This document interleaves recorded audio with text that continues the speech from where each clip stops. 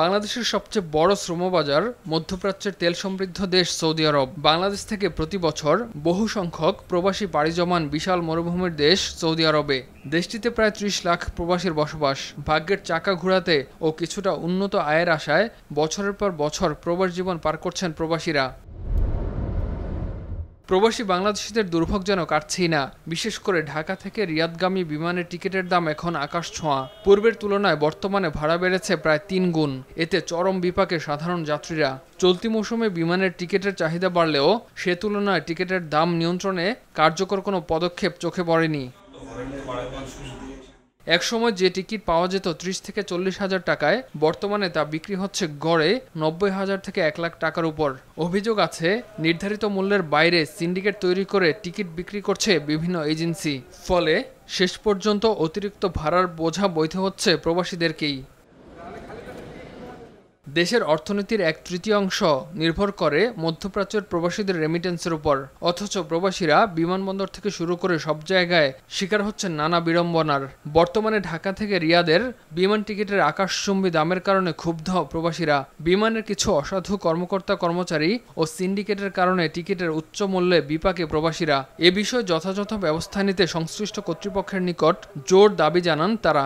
আমরা ঊর্ধ্বতন বিমান পর্যটন মন্ত্রণালয়ের ঊর্ধ্বতন কর্তৃপক্ষের কাছে আমাদের আকুল আবেদন, যাহাতে বিমান একটি লাভজনক প্রতিষ্ঠান। আমরা জানি সেই বিমানের যেরকম সুনাম রয়েছে তার পাশাপাশি কিছু দুর্নামও রয়েছে। এই দুর্নামটুকু কাটিয়ে উঠতে হলে আমাদের সর্বাত্মক প্রবাসীর সাথে যদি আমাদের ঊর্ধ্বতন কর্তৃপক্ষের একটা সুন্দর সম্পর্ক থাকে, সেই সম্পর্ক সুবাদে এটাকে কাটিয়ে ওঠা সম্ভব। টিকিট এখন বাংলাদেশের ১,২০,০০০ থেকে ৩০-৪০ হাজার পর্যন্ত, অনেকে ১.৫ লাখ টাকা পর্যন্ত জরুরি ভিত্তিতে টিকিট কেটে যান। দুঃখের বিষয় হলো, আমার এই প্রবাসী ভাইয়েরা স্বল্প বেতনে যারা চাকরি করেন এখানে সৌদি আরবে, তারা খুব অসহায় হয়ে পড়ছেন।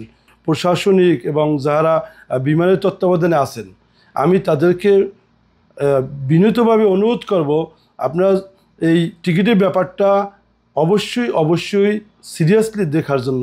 দীর্ঘদিন থেকে ঢাকা রিয়াদের যে টিকিটের ক্রাইসিস চলতেছে, এটা বিগত প্রায় 4-5 থেকে 5 মাস এই সমস্যাটা চলতেছে। তো আগামী 1.5 মাসের ভিতরে আসার কোনো টিকিট পাওয়া যাইতেছে না।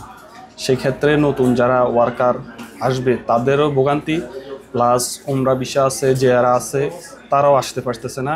এবং কি বিমান অফিসে যদি আমরা তাদেরকে পাঠাই, তারা ওইখানেও বলতেছে যে তাদের কাছে কোনো সিট নাই। তো এই যে তাদের এই সিন্ডিকেট করে রাখছে বা তারা যেই ক্রাইসিস তৈরি করে রাখছে, এই যার কারণে যেই প্রবাসীরা ভোগান্তিতে আছে, এই ভোগান্তি সরকার অবশ্যই তার দৃষ্টি দেখা উচিত। বিমানের টিকিটগুলো অগ্রিম বুকিং দেওয়ার কারণে গ্রুপে বিভিন্ন যেই বড় বড় ট্রাভেল এজেন্সিরা রয়েছে, তারা দেখা যায় গ্রুপে একটা বিমানের ফ্লাইট আসার 3-4 মাস আগে ওরা বুকিং দিয়ে রাখে। এগুলোর কারণে মূলত এই সিন্ডিকেটটার কারণেই বিমানের প্রাইসটা বেশি বেড়ে থাকে।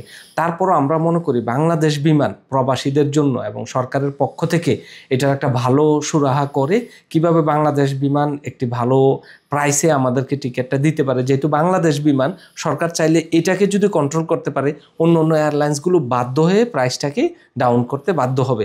আমাদের জোর দাবি থাকবে বর্তমান অন্তর্বর্তী সরকারের কাছে, যে এই সমস্ত অপকর্মের সাথে বা দুর্নীতির সাথে যারাই জড়িত থাকুক না কেন, ওনাদেরকে চিহ্নিত করে খুঁজে বের করে তাদের বিরুদ্ধে ব্যবস্থা গ্রহণ করতে হবে।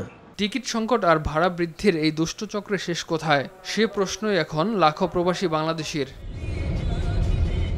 ইমতিয়াজ আহমেদ, RTV।